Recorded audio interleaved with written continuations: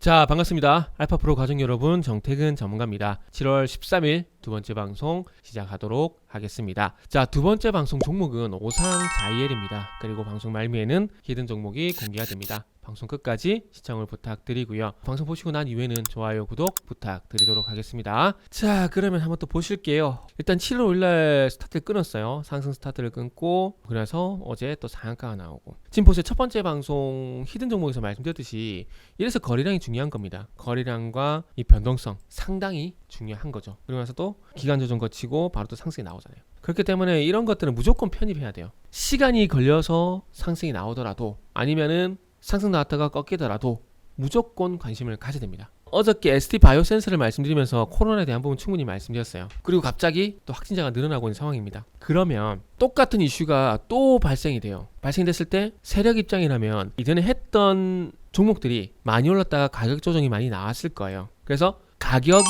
조정이 충분히 많이 거친 상황이기 때문에 뭐 이런 종목들도 볼 수가 있어요. 그러나 항상 시장은 새로운 걸 원하죠. 그러니까 테마가 항상 변하잖아요. 뭐 예를 들게 되면 메타버스 이런 것들, 그리고 NFT 이런 것들이 예전에 없었던 테마잖아요. 그죠?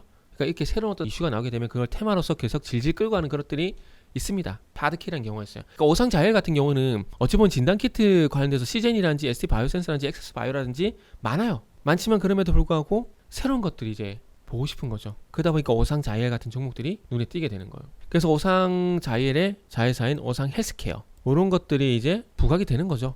그러니까 상승으로 가야 될 이유를 영혼까지 끌어올린다는 겁니다. 영끌한다는 거죠. 영끌, 소위 말하는 영끌. 자, 그래서 여기 보시면은 이제 오상자이엘의 자회사인 오상헬스케어는 코로나19 자가진단 키트가 식약처 국내 판매 승인을 받았다. 지난 2월이니까 올해 2월달이겠죠. 그래서 이런 이슈들이 있다 보니까 오상자이엘을 또 끌어올리는 겁니다. 그리고 잘 아시겠지만 그 원숭이 두창, 제가 볼 때는 원숭이 두창 이슈가 다시 또 코로나 이슈를 끌어올린 것 같아요. 바이러스 테마를 다시 또 끌어올린 것 같습니다. 그러니까 바이러스 테마 내에서 원숭이 두창에서 코로나 쪽으로 옮겨가는 것 같아요. 물론 확진자 수가 증가하는 것도 있지만 연초에 막 몇십만 명 늘어난 것 대비해서는 좀 아니지 않습니까? 그래도 저도 코로나에 걸렸었지만은 저는 그냥 무증상으로 지나갔어요.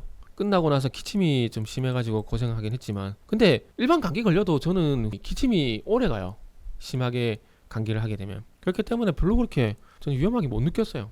치사율은 많이 떨어지게 되고 저염력만 올라간 상황이다 보니까. 그래서 그런 것들이 있습니다. 그래서 어쨌든 중요한 건 항상 시장에서 새로운 걸 찾는다라는 거. 시젠이란지 S바이오센스란지 이런 기존의 수젠텍이란지 이런 종목들이 있음에도 불구하고 또 이런 오상자이엘 같은 종목들을 또 끌어올리는 이유는 이제 새로운 거, 신선한 거 이런 걸 찾다 보니까 그런 현상이 나타난다 보시면 될 것 같고요. 차트적인 부분을 보게 되면 오늘 좀 조정을 받죠. 근데 아마 다시 갈 거예요. 오늘 보시면은 항공주 강세죠. 코로나 유행 얘기 나오게 되면서 이 코로나 관련주로 강세를 보였었고, 여행, 항공, 카지노 종목들 약세였거든요. 근데 오늘 이제 또 항공 관련주들 강세를 보이다 보니까 이제 순환된 거죠. 그동안 이제 어제까지 항공, 여행, 카지노 같은 것도 안 좋았다가 전일 미국 중에서 항공주들 실적 괜찮게 나왔죠. 그 핑계로 항공주가 뜨니까 코로나 관련주는 또 쉬어가는 겁니다. 무슨 말인지 이해되시죠? 그래서 그런 현상이라 보시면 될 것 같고, 아마 길게는 안 갈 거라 봅니다. 저도 코로나 테마가 길게는 안 갈 거라 보지만은 지금 끝났다라고 보기에는 힘들 것 같아요. 시세가 단기 시세가 여기서 끝났다라고 보기에는 힘들 것 같습니다. 그렇기 때문에 마지막 한 방 있지 않을까라는 말씀을 좀 드리고 싶고, 그래서 요것도 따라잡지 마세요. 따라잡지 마시고 차라리 이런 것들이 조금 덜 하다라는 거죠. 한국 BNC 같은 것들이 이제 바닥에서 올라오잖아요. 상승 늘리목 나오고, 그죠? 그렇기 때문에 추경 매수는 자제하고 어쨌든 바닥에서 한번 탁 쳐주고 조정 나오는 것들을 노리자, 이렇게 말씀드리면서 마무리하도록 하겠습니다. 그리고 코로나 같은 경우에는 지금 이제 진단키트, 치료제, 거기다가 이제 산소호흡기 종목들도 이제 좀 들썩거리거든요. 그러면 이제 앞으로 음압병실 이런 것들도 한번 지켜봐야 되겠죠. 테마는 하면 안 되지만은 굳이 하신다라면은 이렇게 미리미리 부지런해야 된다라는 겁니다. 음압병실은 상승이 나올지 모르겠지만 어쨌든 미리미리 준비를 해야 된다는 거죠. 아시겠죠? 자, 이어서 히든 종목 보도록 하겠습니다.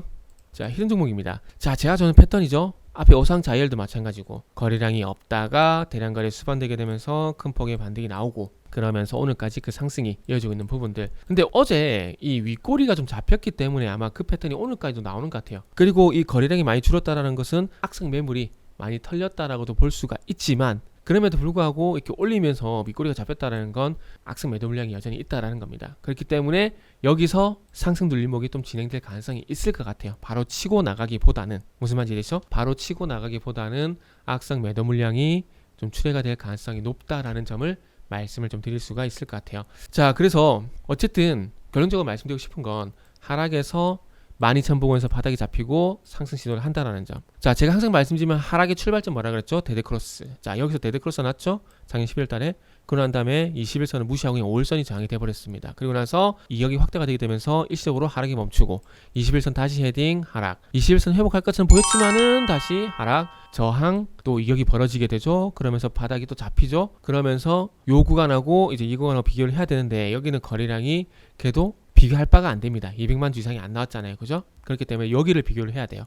그렇게 본다라면은 241선까지 반등 시도는 할 가능성이 상당히 높다라고 볼 수가 있습니다. 자, 그렇게 본다라면은 21,000원에서 일단 1차 분기점과 그리고 목표 주가를 설정해도 무방하다라는 결론이 나올 수가 있겠죠. 그러면은 여기서 21,000원까지면은 한 30% 수익이 될 것 같아요. 30% 수익. 그래서 지금 시장 구간에서 어쨌든 종목 자체적으로 이렇게 반등이 나오고 있다는 거 상당히 반가운 일이죠. 그래서 이 종목이 궁금하신 분들은 알파프로 홈페이지를 방문해 주시길 바랍니다.